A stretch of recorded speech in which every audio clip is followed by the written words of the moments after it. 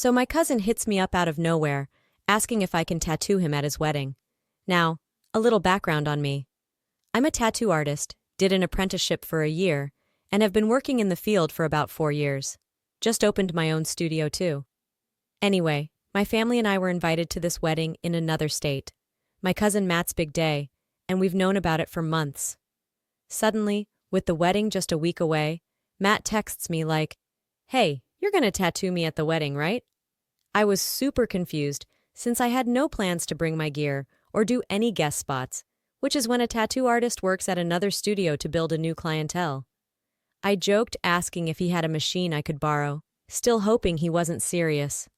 But nope, he was dead serious and was like, "It wouldn't take up much space to bring your own equipment." I explained that it's not just about the machine. There's all this other stuff like colors, hygiene supplies, stencils, and needles. Plus, I had no idea about the layout of the venue, whether it's indoors or outdoors, or if it's even suitable for tattooing. He then revealed that he had been planning this for a while, and it would mean a lot to him if I did it. This was the first I was hearing about it. I tried to explain that I wasn't comfortable with such short notice, since I'm working until my brother and I fly out for the wedding. Plus, designing a tattoo takes time. Matt read my message but didn't respond. Next thing you know, my mom calls, super mad, and asks why I can't just tattoo Matt. I told her everything I told Matt, but she wasn't having it. She said it would mean a lot to her and Matt's family and could be my wedding gift. Then she hung up.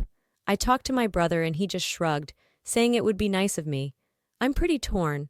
I've never done guest spots or traveled with my tattoo gear, and I don't feel comfy doing it, but everyone seems to expect it. Am I being selfish here? I mean, it's evidently a big deal for them, but I'm just not feeling it. Oh, and here's more context. I do have an actual wedding gift already, a painting I spent several days on.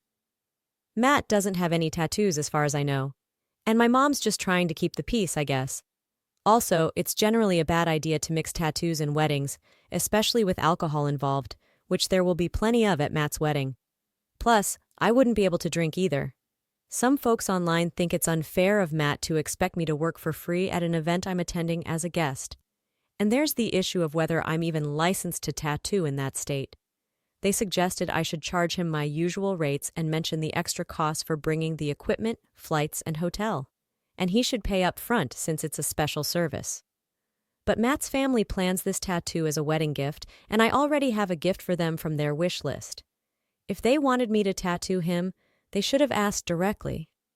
Also, Matt and his new wife are going to Bali for their honeymoon, and a fresh tattoo means no swimming or sun exposure, which seems like something they haven't considered. Some think I should just not go if this continues to be an issue. Someone even suggested telling the bride or her mom that the tattooing would hijack the wedding because it would take hours to set up, clean, and do the tattoo. Matt doesn't seem to have any other tattoos, so he probably has no clue about the time and effort involved. This whole situation is just so ridiculous. And really, what's up with my mom pushing this so hard? It's pretty unprofessional to be tattooing at a wedding. Hey, if Matt wants a tattoo, tell him to come by your studio. You can hook him up before or after the wedding as a cool wedding gift, but definitely not during the ceremony. Seriously, that's just ridiculous. So, here's the update. The past few hours have been crazy. First off, I called my mom, and wow, she asked me again, this time super nicely, if I could tattoo Maddie at his wedding. Again, I told her no, with all the reasons I've explained before and some new good points you all suggested.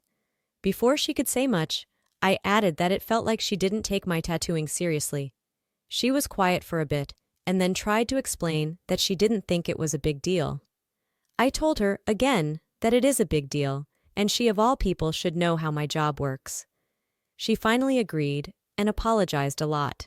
Then I asked if she wanted to watch me work on a client, and to my surprise, she said yes. So Mom's tagging along tomorrow. Next up, I chatted with Maddie's bride. Let's call her Becky.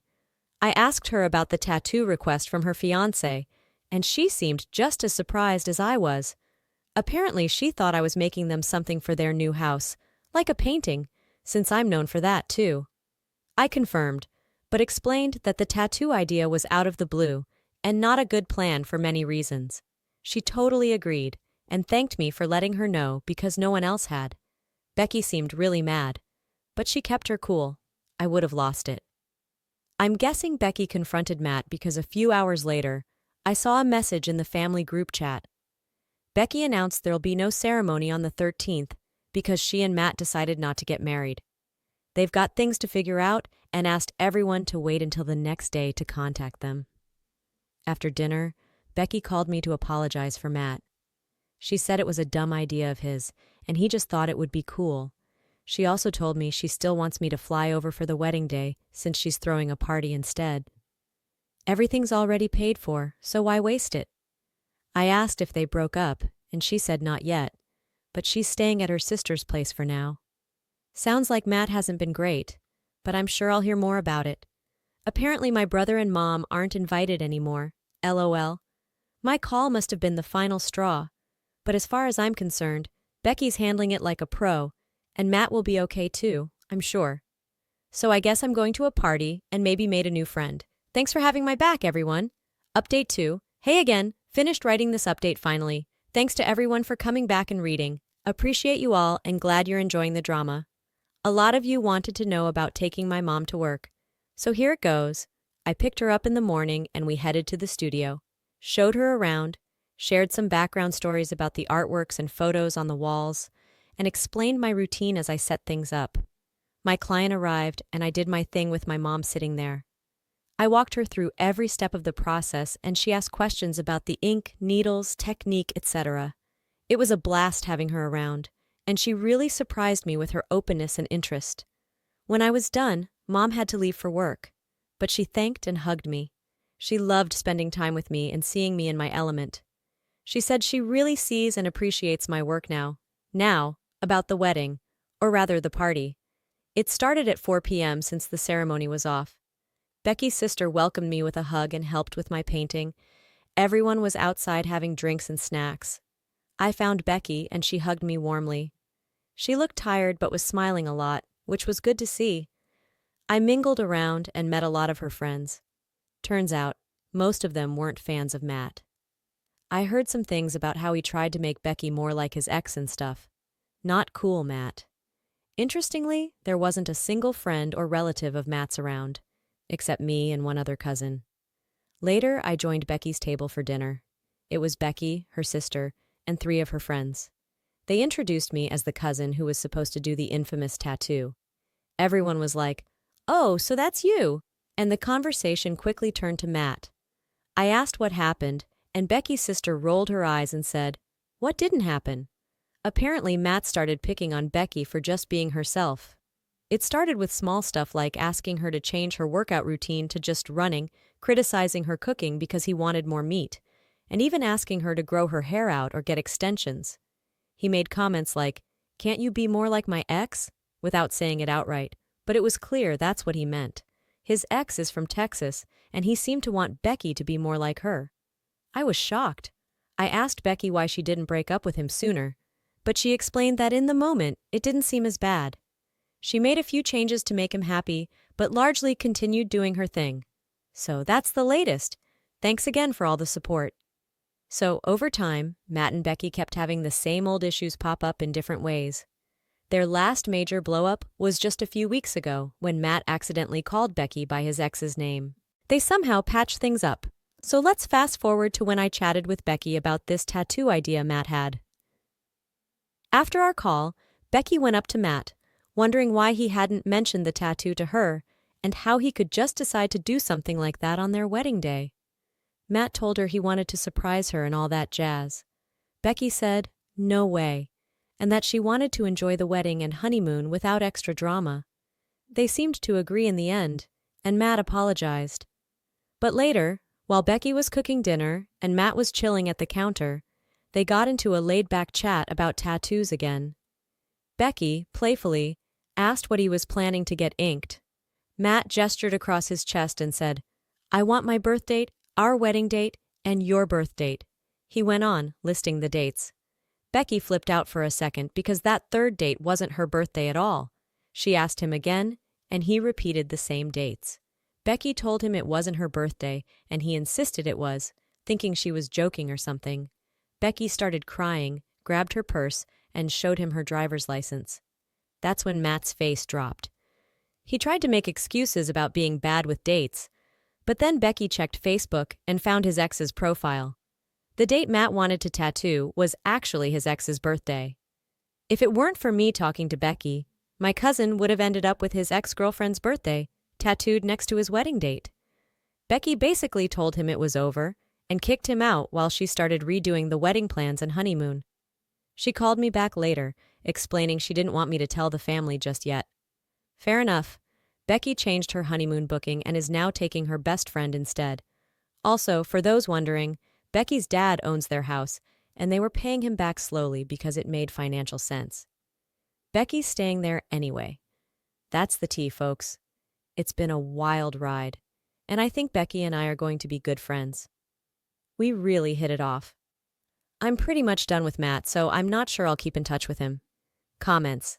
Ren 1101. Wow, what an ending. Becky really put up with a lot.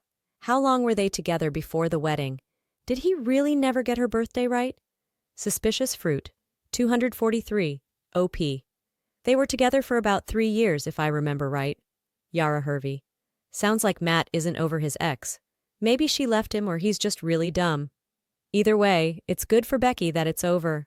Now he's free to chase his ex again, LOL. Glad your relationship with your mom improved and you can distance yourself from these toxic people. Update 3. Hey everyone, not sure if anyone still cares, but here's a little update. I'm a woman, by the way. While Becky and her bestie were in Bali redoing her honeymoon, we texted a lot. When they got back, we kept texting. At first, it was polite stuff. She thanked me for the tattoo heads up and for showing up at the party. Then we got into deeper stuff like our shared interests in music, movies, and hobbies. Turns out she's just as nerdy as me, so we bonded over anime and games. I've never had a female friend into these things, so it's been awesome. Becky's coming over for a few days next week, and I'm super excited. She's doing great without my cousin and seems really happy. Thanks for all the supportive comments. Comments. No Twyla 88. That's great. Have you heard from Matt? Suspicious Fruit 243. OP. Nothing direct, but I talked to his mom. Apparently he did try reaching out to his ex, but I don't know what's going on there. Update 4. Hey everyone, super exciting news.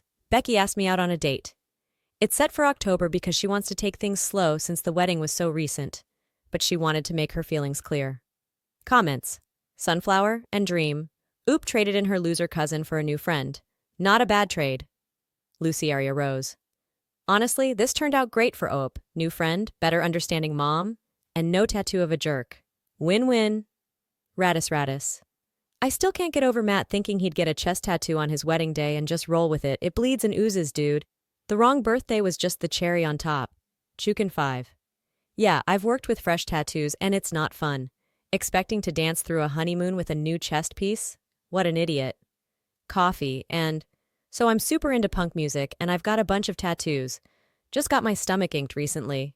I work from home, and for about a week I was taking calls in gym shorts and a half-button shirt. It was a whole look, trust me. Anyway, let's talk about this dude. Even before the whole birthday fiasco, it sounds like Makala's cousin was basically using Becky as a stand-in for his ex-girlfriend. Like, he's clearly not over the ex. He tried to change Becky to be more like her, even called her by the ex's name. Then there's the birthday tattoos. They've been together for 3 years, and he never even bothered to learn her actual birthday. He was so sure that the wrong date was her birthday. It's wild. It's like he didn't care about Becky at all, just used her as a stand-in for his ex. Honestly, the fact that he believed the wrong birthday was hers shows he never truly saw her for who she was. Glad she got out of that mess. It's like when I had pink hair, people were always shocked about stuff like that. I mean, after 3 years together, how do you not know your partner's birthday? Reminds me of when my ex and I were getting divorced. She asked me to call this lawyer, and when we were chatting, she asked me in this super serious tone what my date of birth was. We were together for 15 years, and she still couldn't remember it. So yeah, people like this really do exist.